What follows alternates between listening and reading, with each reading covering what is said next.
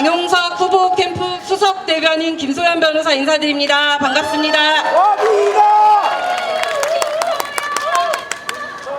네, 저는 오늘 사건을 하나 이야기를 해드릴까 해요. 2020년에 우리 총선 치렀잖아요. 4.15 총선 치렀죠. 4.15 총선 직전에 민주당이 우한 코로나 처음 딱 나왔을 때 뭐라고 했냐면 우한 코로나라고 하지 말라고 그렇게 했죠. 그런데 갑자기 이제 대구에서 뭐 신천지발 뭐 이런 코로나 사태가 집단 감염 사태가 일어나니까 대구 코로나라고 하면서 대구 시민들을 악마화하는 작업을 했습니다. 기억하십니까? 네. 그때 이제 대구 코로나 거기서 이제 모였던 사람들 중에서 일부가 제가 있는 대전 쪽으로 이렇게 좀 오셔가지고 대전에도 집단 감염 사태가 있었어요. 그때 갑자기 민주당 후보였던 모 지역구의 모 후보가 지금은 국회의원인데요. 그 사람이 신천지 뭐 명부를 이용해서 경선을 치렀다라는 의혹 보도가 일어났고 또 무슨 대광적 뭐 무슨 이상한 사이비 종교 대적광선가 무슨 이상한 사이비 종교의 교인이라는 그런 제보가 들어와서 보도가 나온 적이 있었어요. 그런데 우리 애국 우파 목사님 중에 한 분이 평범한 목사님 중에 한 분이 교인으로서 목회자로서 그 민주당 후보가 자기는 기독교인이다 크리스찬이다 라고 하면서 지역구의 교회를 나가서 선거운동을 하고 했었는데 신천지 명부를 이용했다라는 의혹 보도가 나오고 또 당시 미래통합당에서 그 보도자료가 나오고 또 사이비 종교의 법사라는 논란이라는 보도가 나오니까 사전선거 직전에 누구누구 후보는 이런 논란 의혹에 대해서 명백히 해명하라 밝혀라 라는 피켓을 딱 5분 정도 들고 있었습니다. 자, 그런데 그 5분 들고 있었다는 이유로 어떻게 됐냐면 그 선량하고 애국 시민이고 우리나라 법을 잘 지키고 지내오시던 해당 목사님은 벌금형에 처해졌어요.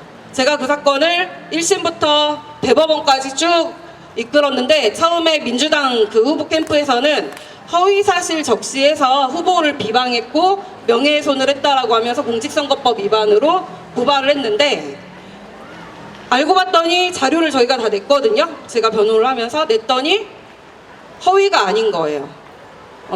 의심할 만한 상당한 이유가 있었고 제보가 있었던 거예요. 그리고 그 기사를 쓴 심지어 기자는 고소도 안 했어요. 그러니까 허위가 아니니까 이 사람들이 경찰이 어떻게 했냐면 적용법조를 후보자 비방죄나 명예훼손으로 적용하지 않고 시설물 설치 선거 기간 뭐 90일 전부터 180일 전부터 후보자의 이름이 들어간 또는 얼굴이 들어간 이런 피켓이나 광고물, 전시, 게시 뭐 할 수 없게 되어 있거든요. 자, 그 조항을 가지고 처벌을 시켰습니다. 자, 그때 5분 동안 이것은 후보자를 비방하는 게 아니라 유권자로서 목회자로서 양심을 걸고 당신이 크리스찬인지 밝혀라, 사이비 종교 교인인지 밝혀라, 해명해라 라고 잠시 피켓을 들은 거예요. 그런데 해당 후보는 의혹 보도가 나오니까 며칠만 딱 때우자 하고 묵묵부답으로 얘기도 안 하고 대충 선거 치르고 당선이 됐습니다.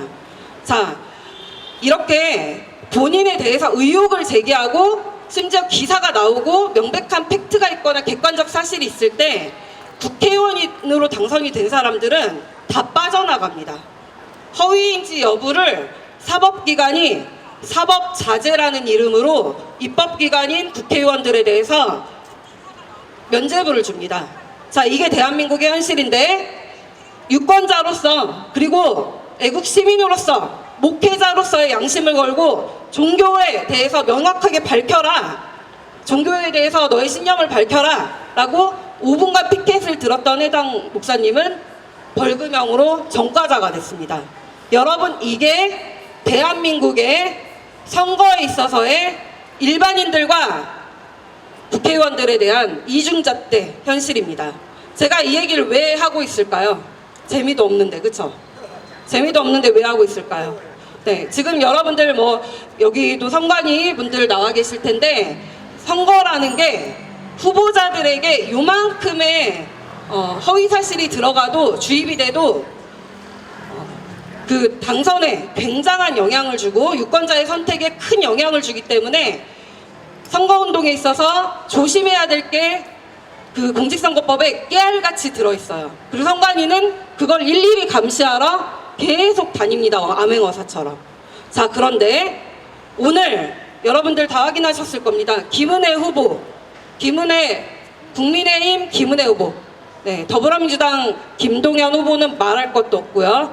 네, 이재명이 있는 정당에 대해서는 말할 것도 없고, 국민의힘의 우파라고 불리는 김은혜 후보 어떻습니까? 자, 여러분들 그 토론회 다 보셨죠? SBS에서 했던 토론회, KBS에서 했던 토론회. 자, 그리고 SBS에서 했던 최근의 토론회. 거기에서 보면은 재산, 건물에 대해서 8분의 1입니다. 자기가 허위로 신고했으면 처벌받습니다. 자, 이렇게 명백히 말한 거 다들 보셨나요? 네. 그리고 본인이 재산 신고에 대해서 허위가 없다라고 분명히 여러 번 밝혔습니다. 자, 그런데 오늘 중앙선관위에서는 더불어민주당의 고발, 그리고 우리 캠프에서도 이의 신청을 한 것에 대해서 모두 사실 인정을 하고 무려 10몇 억에 관한 재산 누락을 인정했습니다, 여러분. 자, 재산, 학력, 네, 여러 가지 정과, 이런 부분들은 유권자의 선택에 있어서 굉장히 큰 영향을 주기 때문에 후보자에게 엄격하게 적용을 하라고 후보자 신청 서류에 깨알같이 어떤 뭐 등기부등본에서 뭘 어떻게 떼고 정가 기록은 뭘 떼고 다 나와 있습니다. 자, 그런데 김은혜 후보 캠프에서는 실수였다라고 말을 하고 있습니다. 자, 이렇게 사소한 거 하나까지 실수하는 후보 국회의원 자격 있습니까? 자, 국민의힘은 그리고 김은혜 후보는 아마도 이틀만 지나면 당선이 되면 늘 그랬듯 우리가 입법기관에 대해서 사법자제를 해왔듯 일반인은 밝혀라 라고 한마디 했고 피켓 한번 들었다고 벌금 90만 원 처하는데 국회의원들은 다 면제입니다. 네, 지금까지 재산 누락했던 사람들 뭐 처벌받은 사례가 많지 않아요. 수십억 원이어도. 여러분, 이런 행태를 계속 보여왔기 때문에 김은혜 후보는 그리고 국민의힘은 아마도 이틀만 조용히 넘어가자, 실수라고 하고 분리할 때는 찡찡거리고 울고 경기도민의 교통이 불편한 것이 가슴 아파서 울고 눈물 쇼를 하면서 이틀만 넘어가자 지금 이러고 있습니다. 여러분, 이런 사람 국회의원 자격 있습니까? 자, 국민의힘은 이번에 민주당도 그렇지만 국민의힘 특히 우리가 윤석열 대통령을 만들었는데 전국의 시구의원들, 자치단체장들 순 전과자들만 공천했습니다.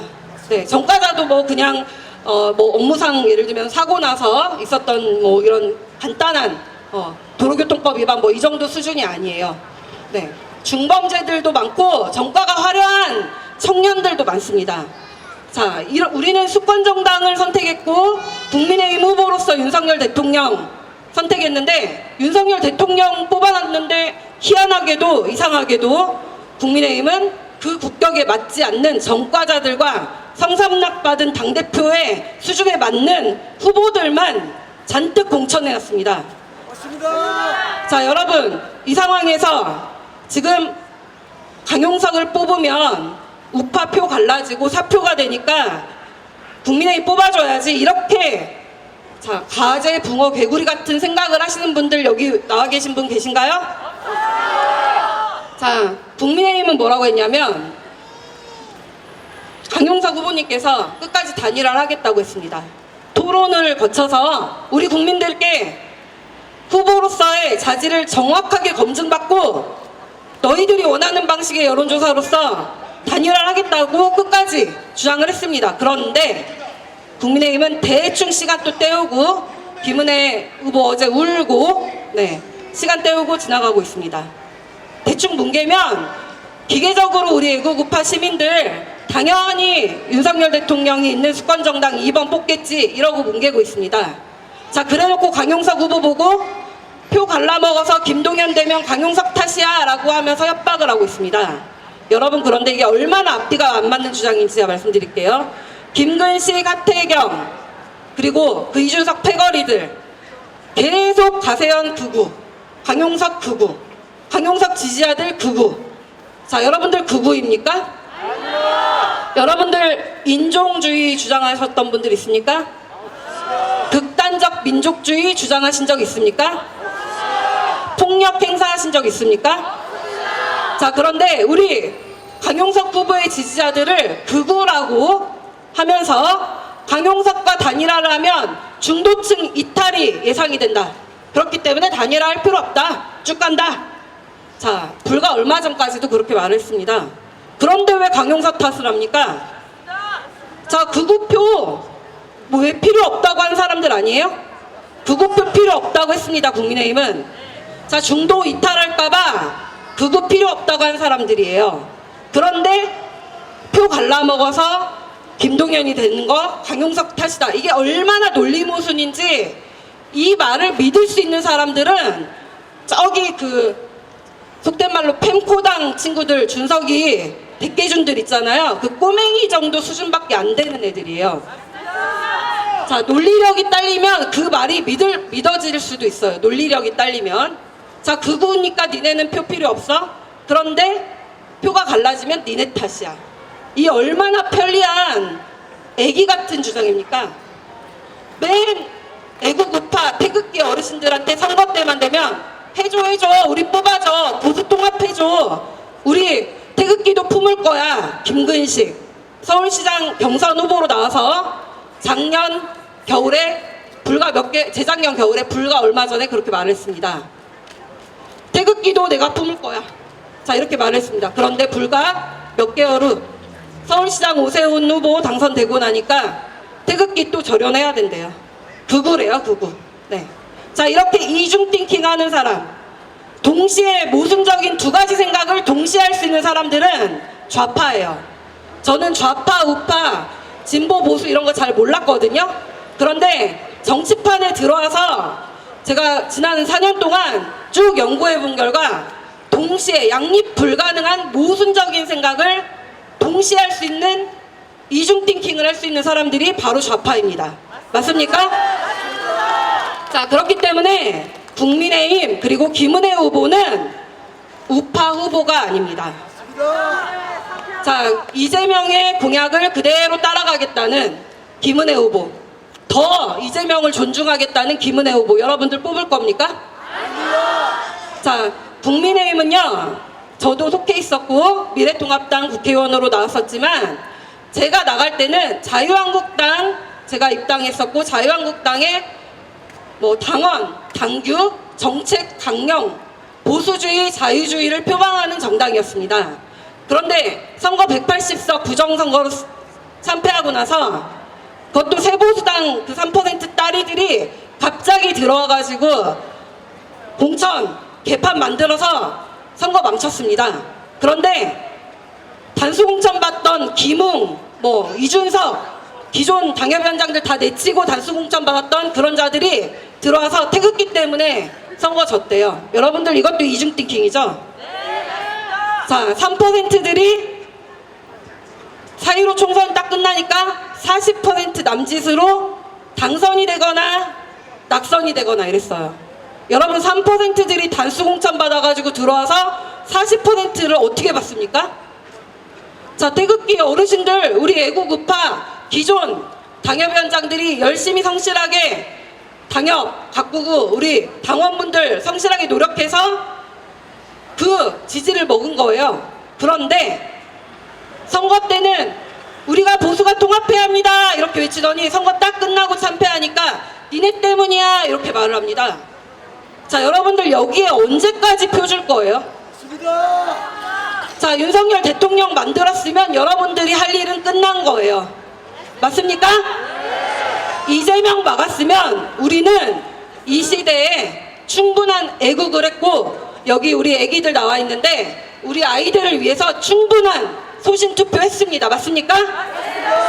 자, 이번 경기도지사는 그런 가재, 붕어, 개구리 같은 기계적인 투표 하시면 안 됩니다. 자, 180석 민주당 참패하고 나서 제가 김종인 위원장을 2번 독대했습니다. 한 번은 비대위를 구성한다고 하는데 당협위원장, 원외위원장들끼리 카톡방과 오프라인 회의를 했어요. 이 사람을 비대위원장으로 모실 만한지 우리는 모르니까. 기존에 정당 생활을 오래 하신 분들이나 기성 정치인들은 다 아시겠지만 저는 저 할배가 뭐 하는 사람인지 모르겠거든요. 그리고 저는 궁금하면 직접 만나보는 사람이거든요. 만나봤어요. 만나봤는데 내용이 없어요. 뭔 얘기 하는지를 원론적인 얘기만 해요. 1 더하기 1은 2 이거 얘기하는 거예요.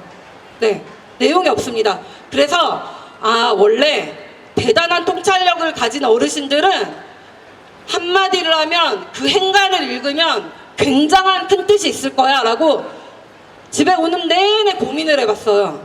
근데도 하나도 없어요, 내용이.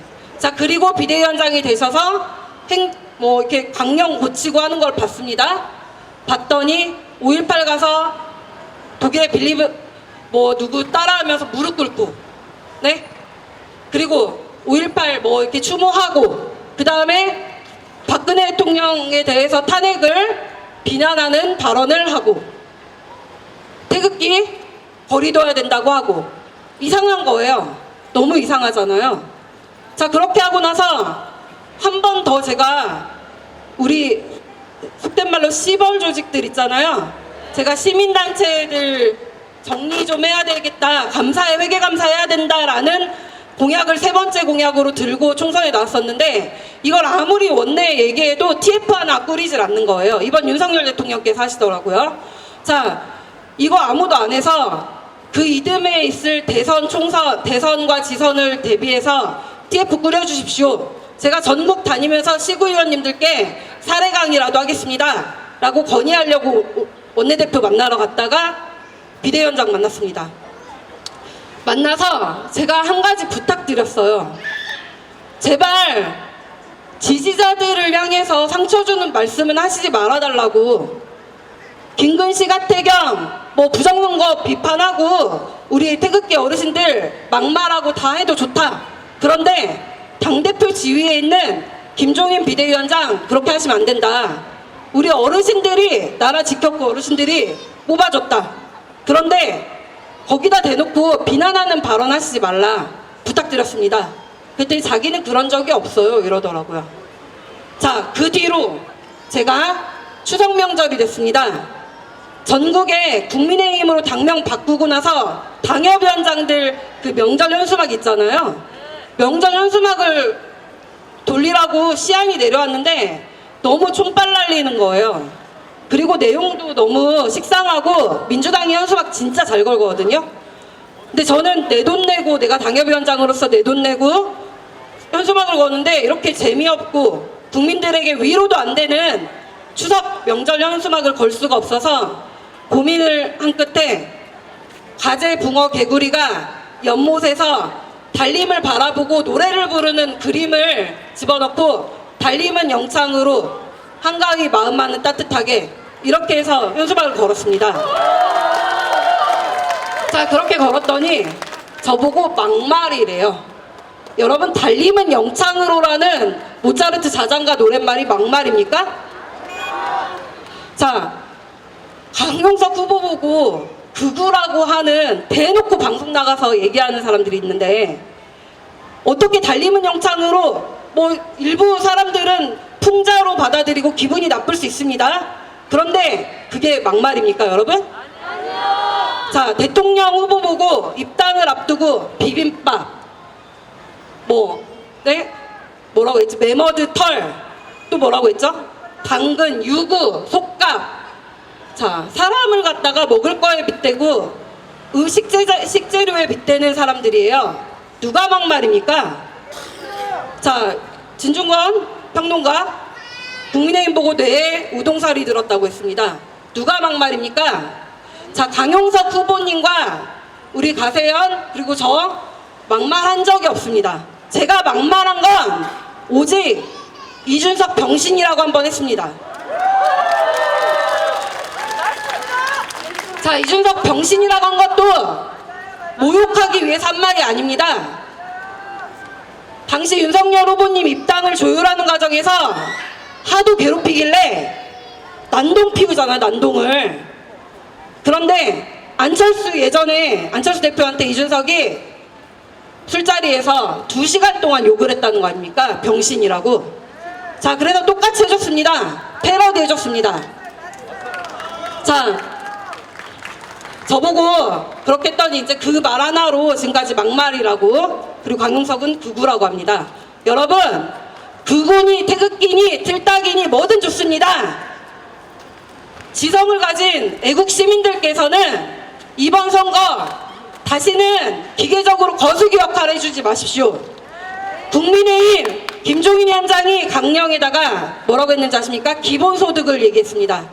남녀동수 정치를 얘기했고, 자, 성인지 감수성을 얘기했고, 여러분, 보수정당 더 이상 없습니다. 자, 진짜 보수 후보, 애국 우파 누굴 뽑아야겠습니까? 자유민주주의와 법치주의, 그리고 우리 헌법을 지켜나갈 강력한 후보는 우리 경기도민들, 우리 김포 시민들께서 잘 선택해 주시기를 부탁드리면서 이상 마치겠습니다. 감사합니다.